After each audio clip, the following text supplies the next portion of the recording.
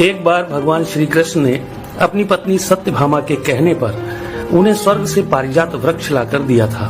तब सत्यभामा को इस बात का अभिमान हो गया था कि वह सबसे अधिक सुंदर है और भगवान श्री कृष्ण की अति प्रिया भी है। इसी कारण उन्होंने उन्हें पारिजात वृक्ष लाकर दिया है। इसी प्रकार सुदर्शन चक्र ने जब एक बार इंद्र के वज्र को निष्क्रिय कर दिया था, तब से उसे भी यह अभिमान हो गया था कि भगवान के पास युद्ध में जब कोई उपाय नहीं बचता है तो वह उसकी ही मदद लेते हैं। इसी तरह भगवान का वाहन गरुड़ भी यही समझने लगा था कि भगवान मेरे बिना कहीं जा नहीं सकते, क्योंकि मेरी गति और मेरे बल का कोई मुकाबला ही नहीं कर सकता है। इन तीनों के इस अहंकार को तोड़ने के लिए एक दिन भगवान श्री कृष्ण ने हनुमान जी का स्मरण किया था। उनके स्मरण करते ही हनुमान जी तत्काल द्वारिका आ पहुँचे थे।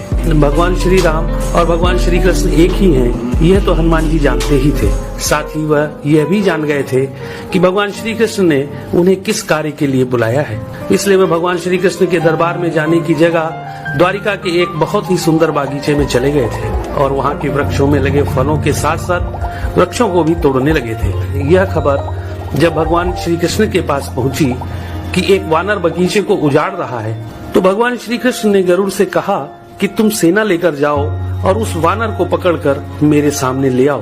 तब बल के अभिमान में भरे गरुड़ ने यह कहा था कि प्रभु, एक मामूली वानर को पकड़ने के लिए सेना की क्या जरूरत है, मैं अकेला ही उसे पकड़ लाता हूँ। ऐसा कहकर गरुड़ उड़ते हुए उस बागीचे में पहुँचे जहाँ हनुमान जी वृक्षों को उखाड़ रहे थे। तो गरुड़ ने उन्हें बिना जाने ही उनको पकड़ने का प्रयास किया था। तब हनुमान जी ने गरुड़ को अपनी पूंछ में दबाकर जोर से कस दिया, जिससे गरुड़ की सांस रुक गई थी।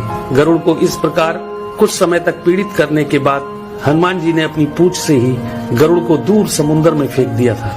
तब गरुड़ बड़ी मुश्किल से खुद को संभालकर भगवान श्री कृष्ण के दरबार में वापस आकर यह बोले थे कि प्रभु, वह कोई साधारण वानर नहीं है, इसलिए मैं उसे पकड़कर नहीं ला सका। यह सुनकर भगवान श्री कृष्ण ने कहा कि वह अवश्य ही श्री राम जी के भक्त हनुमान होंगे।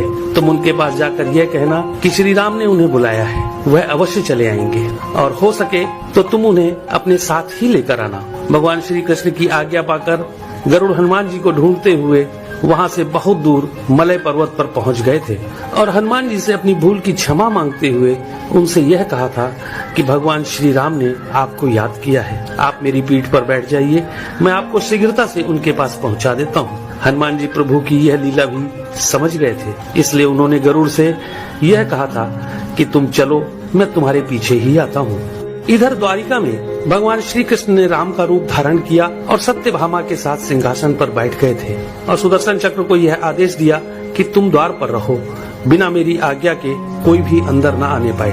तभी हनुमान जी द्वार पर पहुंच गए थे तो सुदर्शन ने उन्हें रोकते हुए यह कहा था कि तुम बिना आज्ञा के अंदर नहीं जा सकते हो। तब हनुमान जी ने सुदर्शन चक्र को पकड़कर अपने दांतों में दबा लिया था और अंदर चले गए थे। हनुमान जी ने सिंहासन पर बैठे भगवान श्री राम को प्रणाम करके उनसे यह कहा था कि प्रभु, माँ कहाँ है? आपके पास उनके स्थान पर यह कौन दासी बैठी है? सत्यभामा ने जब यह बात सुनी तो बड़ी ही लज्जित हो गई थी और उनका सारा घमंड चूर हो गया था। तभी थके हुए गरुड़ देव भी हांफते हुए दरबार में आ गए थे। गरुड़ ने वहाँ हनुमान जी को देखा तो वह चकित रह गए थे कि मेरी गति से भी तेज गति से हनुमान जी वहाँ पहुँच गए।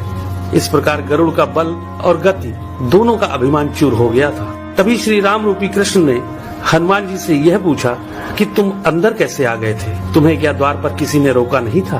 तो हनुमान जी ने कहा, सुदर्शन चक्र ने मुझे रोका तो था, परंतु मैं आपके दर्शन में विलंब कैसे कर सकता था, इसलिए मैंने उस सुदर्शन चक्र को अपने दांतों में दबा लिया था। यह कहकर हनुमान जी ने अपने मुंह से दबे हुए सुदर्शन चक्र को निकालकर प्रभु के चरणों में डाल दिया था। इस प्रकार सुदर्शन चक्र का भी सारा घमंड समाप्त हो गया था।